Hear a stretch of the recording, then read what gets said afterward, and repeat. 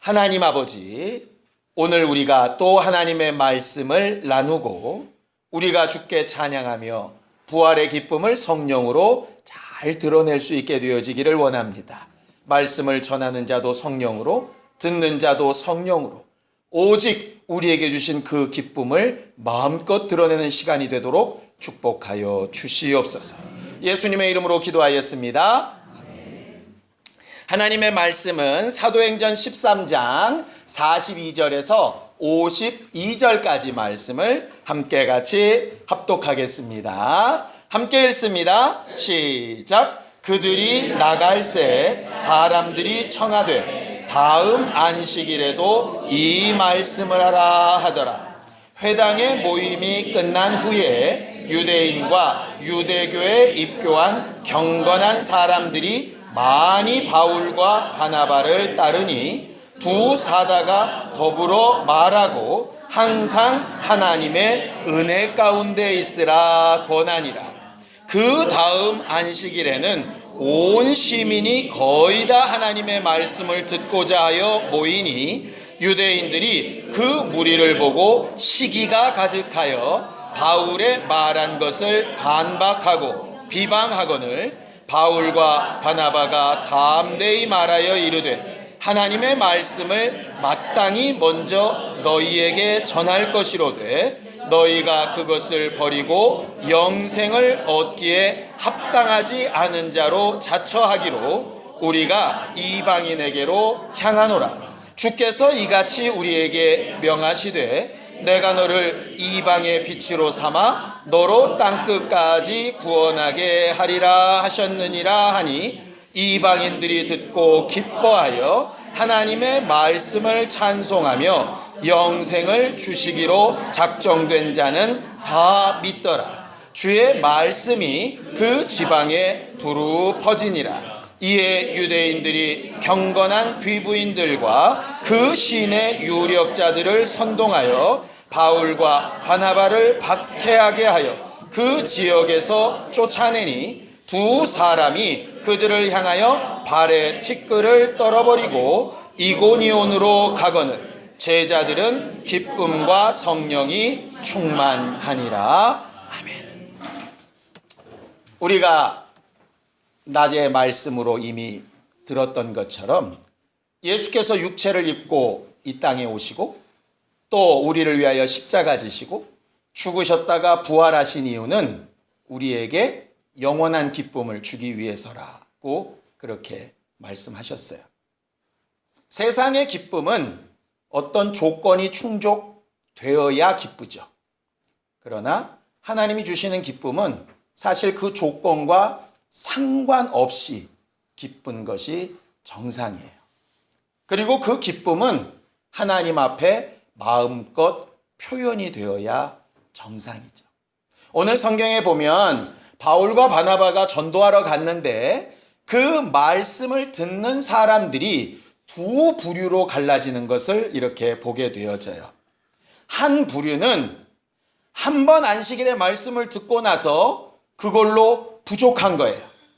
너무 자기들을 사랑한다는 말을 듣고 너무 자기들을 위하여 예수가 하신 말씀을 듣고 그 말씀이 감격스러워서 이 말씀을 또 듣고 싶다고 다음 주에도 와서 좀 이 말씀을 해달라고 이렇게 부탁을 하는 거예요. 또 한 부류는 유대인들, 귀부인들, 유력자들, 소위 잘 나가는 사람이에요? 못 나가는 사람이에요? 잘 나가는 사람들.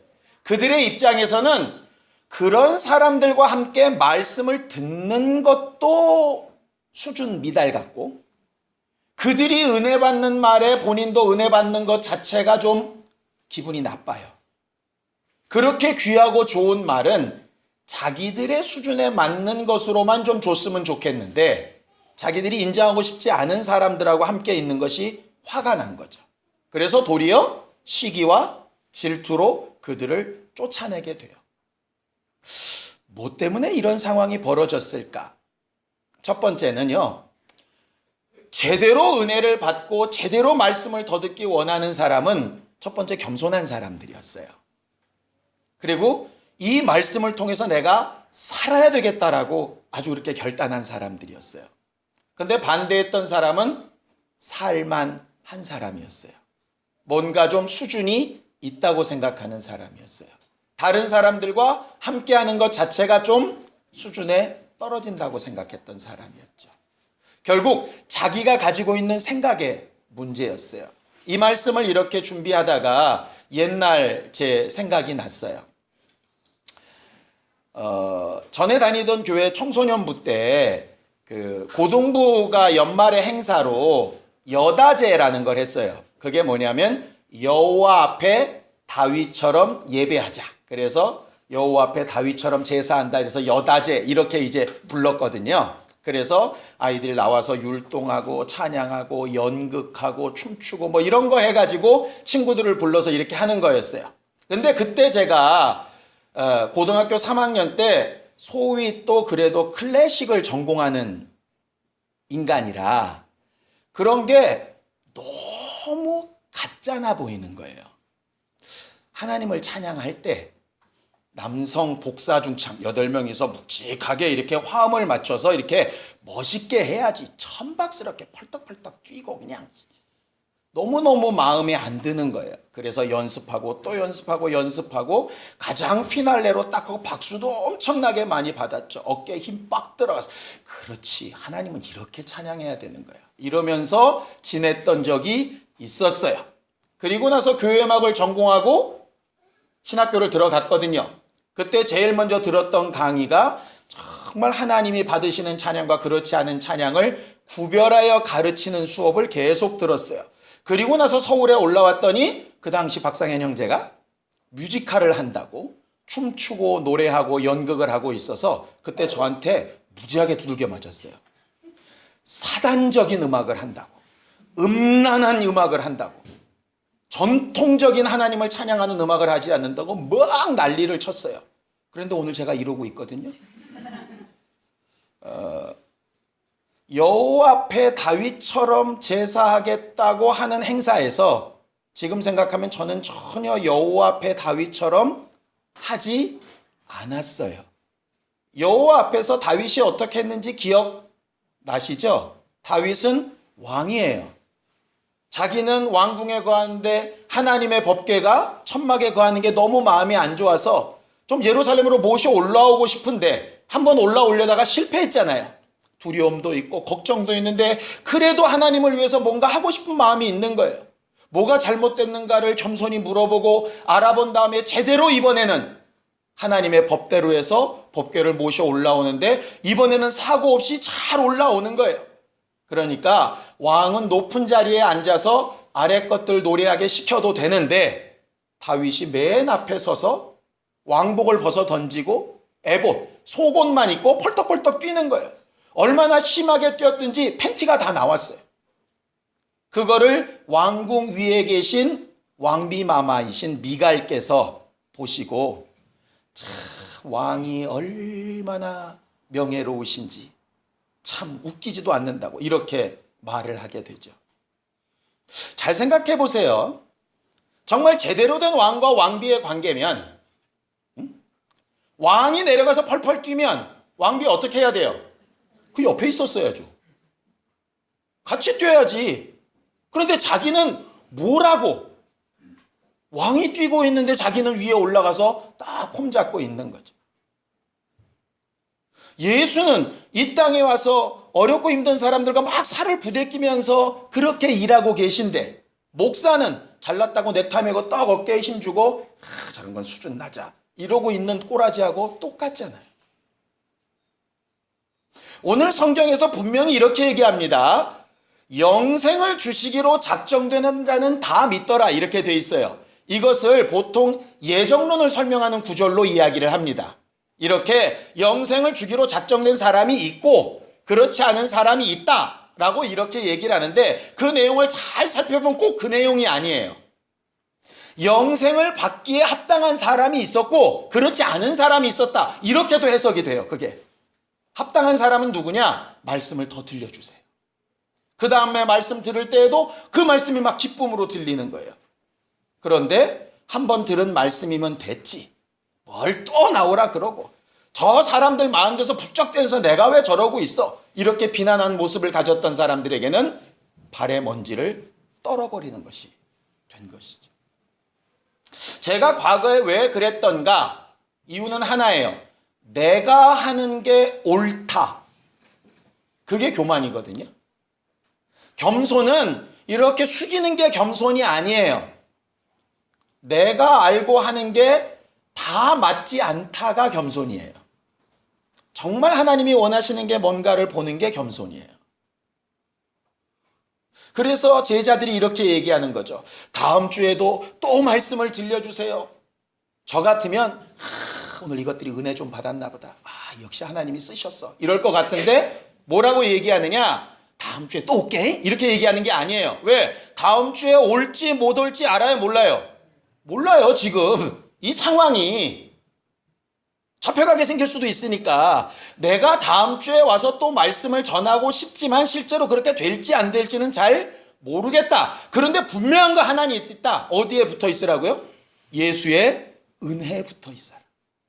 다음 주에 혹 내 말을 듣지 못하더라도 실망하지 마라. 은혜 가운데 붙어 있으면 되는 거야. 이거예요. 하나님 앞에 율동을 잘할 수도 있고 또 못할 수도 있고 버벅될 수도 있고 하기 싫을 수도 있고 좋아요. 다 좋은데 뭐에는 붙어 있어야 되느냐? 예수의 은혜에는 붙어 있어야 돼요. 그 앞에서만큼은 겸손해야 돼요. 저처럼 헛짓하지 말라고. 뭔가 된 것처럼 이렇게 하지 말고 말 그대로 진짜 여호와 앞에 다윗처럼 정말 주께 은혜 받을 일에 대해서, 받은 것에 대해서. 제자들의 상황과 형편을 보면 전혀 기뻐할 일이 아니죠. 열심히 전도해 놨더니 쫓겨서 지금 나가는 거잖아요. 말 그대로 교회 겨우 여기다 이제 정착해서 교회 모습 좀 갖춰볼 만했는데 여러분들이 나 쫓아내는 거랑 똑같다고. 그러면 목사의 입장에서는 이것들이 내가 그렇게 수고했는데 은혜도 몰라보고 이럴 수 있는데 제자들은 안 그랬어요. 쫓겨나가면서도 성령과 기쁨이 충만했어요. 왜? 쓰임 받았으니까 거기까지. 저는 그런 목사가 되길 원하고요. 여러분들은 그런 교회가 됐으면 좋겠어요. 4월 한 달 동안에 하나님이 주신 기쁨으로 일했으면 좋겠는데 제가 여러분들한테 부탁하고 싶은 말은 오늘 바울과 바나바가 했던 그 말이에요.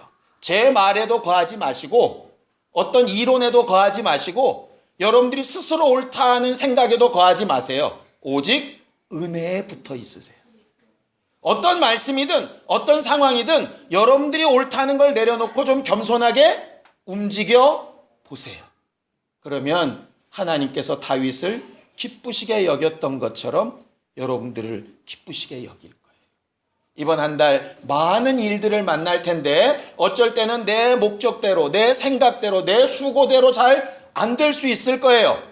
돈이 원하는 대로 안 들어올 수도 있고요. 예상대로 일이 풀려가지 않을 수도 있어요. 나는 굉장히 수고인데 저 사람은 나를 오해할 수도 있을 거예요. 그런데 그것으로 인해서 낙심과 불만이 가득하더라가 아니라 성령과 기쁨이 충만하더라.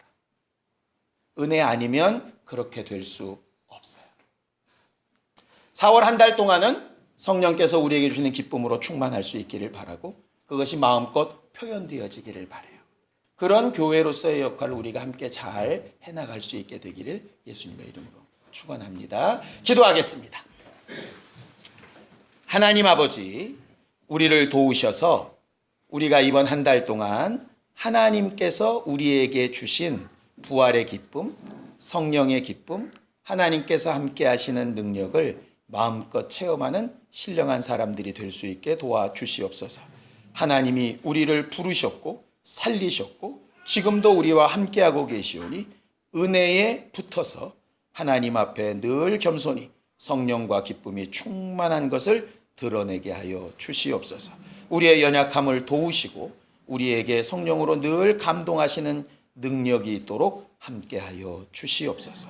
예수님의 이름으로 기도하였습니다. 주님 가르친 기도로 마치겠습니다. 하늘에 계신 우리 아버지여, 이름이 거룩히 여김을 받으시오며 나라 임하옵시며 뜻이 하늘에서 이룬 것 같이 땅에서도 이루어지이다. 오늘날 우리에게 일용할 양식을 주옵시고 우리가 우리에게 죄 지은 자를 사하여 준 것 같이 우리 죄를 사하여 주옵시고 우리를 시험에 들게 하지 마옵시고 다만 악에서 구하옵소서. 나라와 권세와 영광의 아버지께 영원히 싸움나이다. 아멘.